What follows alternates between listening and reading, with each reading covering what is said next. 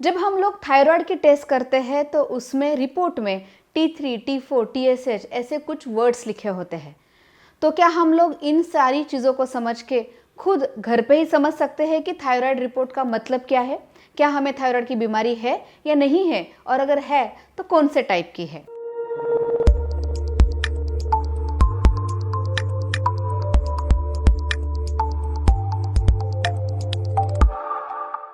तो आज हम लोग बात करने वाले हैं कि थायराइड का जो टेस्ट रिजल्ट होता है हम लोग उसे घर पे कैसे समझ सकते हैं। लेकिन आगे बढ़ने से पहले मैं हूँ doctor Sushma Jadhav, consulting physician. ये जो चैनल है जिसका नाम है हेल्थ सेवी, जिसमें हम लोग हर वीक आपके लिए एक साइंटिफिक टॉपिक पे सिंपल लैंग्वेज में बहुत ही ऑथेंटिक इन्फॉर्मेशन लेके आते हैं। तो ये जो इन्फॉर्मेशन है आप ज़रूर देखिए, आपके फ्रेंड्स के साथ, आपके रिश्तेदारों के साथ इन्हें ज़रूर शेयर कीजिए ताकि उनकी हेल्थ की जर्नी भी बहुत हेल्दी हो। साथ ही में इस चैनल को सब्सक्राइब करना और इन वीडियोस को शेयर करना ना भूलिए। तो सबसे पहले हम लोग देखते हैं कि ये थायराइड ग्लैंड होती क्या है और उसका काम क्या होता है। हमारे गर्दन में सामने की तरफ यहाँ पे एक बटरफ्लाई शेप की एक ग्लैंड रहती है और उससे कहा जाता है थायराइड ग्लैंड। इस थायराइड ग्लैंड से कुछ केमिकल्स बनते हैं जिसे हम लोग थायराइड हार्मोन कहते हैं। वो थायराइड ग्लैंड से निकल के ब्लड में जाते हैं और वहाँ पे उनका काम शुरू होता है। तो वो जो केमिकल होते हैं वो मेनली दो टाइप के होते हैं, एक है T3 एंड एक है T4। T3 यानी ट्राई आयोडोथायरोनिन एंड T4 यानी टेट्रा आयोडोथायरोनिन, जिसे थायरॉक्सिन भी कहा जाता है। T3 ये एक एक्टिव फॉर्म हार्मोन होता है, यानी जो ज़्यादा से ज़्यादा बॉडी में काम होता है इस हार्मोन का वो T3 के माध्यम से होता है। लेकिन ये थायराइड ग्लैंड से केमिकल बनना और वो बॉडी में रिलीज होना वो इतना आसान नहीं है। इस थायराइड ग्लैंड से हार्मोन बनते रहना और वो ब्लड में रिलीज होना और उसका काम होते रहना ये बहुत आसान लगता है, बट वो इतना आसान है नहीं। ये एक बहुत ही पेचीदा प्रोसेस है और इस पेचीदा प्रोसेस को कहा जाता है फीडबैक मैकेनिज्म। तो इस प्रोसेस को हम थोड़ा सा डिटेल में समझते हैं। हमारे ब्रेन में सबसे ऊपर एक सेंटर होता है जिसे कहा जाता है हाइपोथैलेमस।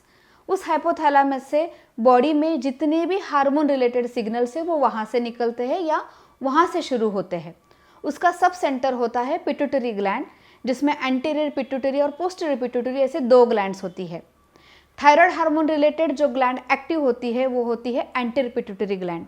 तो जब भी कोई हार्मोन सीक्रेट होना है तो उसके लिए सबसे पहले सिग्नल हाइपोथैलेमस से निकलता है और वो पिट्यूटरी ग्लैंड तक पहुंचता है।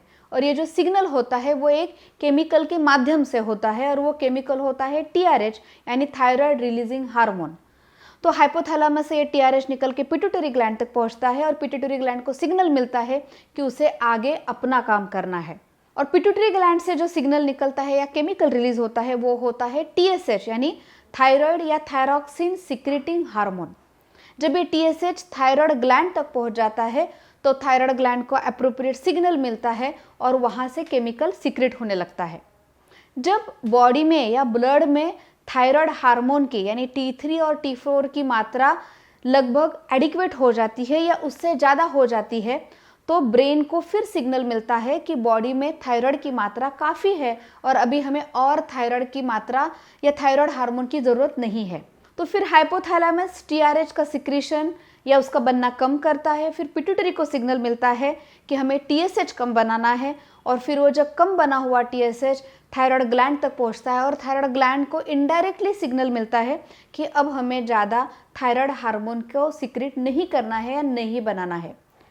और ऐसे ही जब इसका हार्मोन का लेवल कम बनेगा तो अगेन ब्रेन में सिग्नल पहुंचेगा, वहाँ से ज़्यादा TRH बनेगा, फिर ज़्यादा TSH बनेगा और ज़्यादा हार्मोन बनेगा। तो ये जो मैकेनिज्म है जिसकी वजह से बॉडी में थायराइड हार्मोन की मात्रा बनाए रखने के लिए काम होता है उसी को कहा जाता है फीडबैक मैकेनिज्म। तो अगर ये फीडबैक मैकेनिज्म हम लोग समझते हैं तो हमारे ब्लड रिपोर्ट में जो TSH की वैल्यू है और T3 T4 की वैल्यू है उसे हम लोग आसानी से इंटरप्रेट कर सकते हैं और हम लोग बीमारी के बारे में पता कर सकते हैं।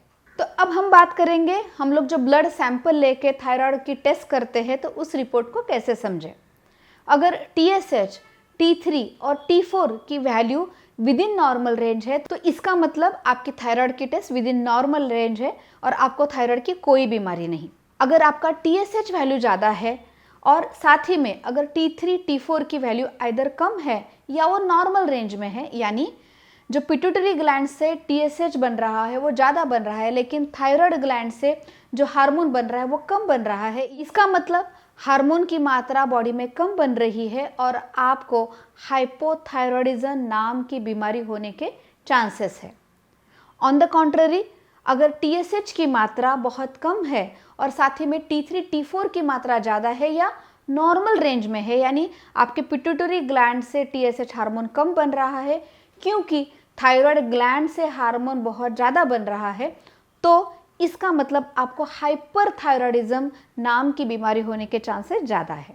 तो जब भी आप अगली बार अपना थायराइड टेस्ट करवाए तो इन T3 T4 और TSH के ऊपर ज़रूर ध्यान दें और बहुत आसानी से घर पे ही समझ जाइए कि आपको थायराइड की बीमारी है या नहीं है, और अगर है तो कौन से टाइप की हो सकती है।